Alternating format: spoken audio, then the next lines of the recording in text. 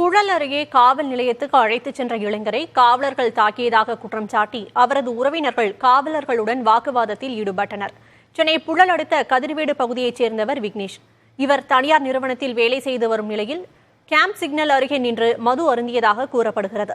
அப்போது அந்த வழியாக ரோந்து பணியில் ஈடுபட்டிருந்த புழல் காவல் நிலைய காவலர்கள் கண்ணன் மற்றும் மருது ஆகிய இருவரும் விக்னேஷை அழைத்து சாலையில் நின்று மது அருந்தக்கூடாது என்றும் மது அருந்திவிட்டு வாகனத்தை ஓட்டக்கூடாது என்று கூறியதால் அவர்களுக்குள்ளே வாக்குவாதம் ஏற்பட்டுள்ளது.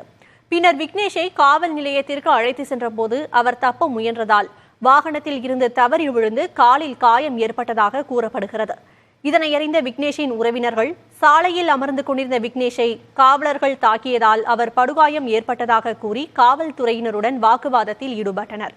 இதையறிந்த காவல் ஆய்வாளர்கள் ஜெயபிரகாஷ், விஜயகாந்த் விக்னேஷின் உறவினர்களுடன் பேச்சுவார்த்தை நடத்தி காவலர்கள் மீது தவறு இருந்தால் உடனடியாக நடவடிக்கை எடுக்கப்படும் என கூறியதை அடுத்து அவர்கள் கலைந்து சென்றனர்.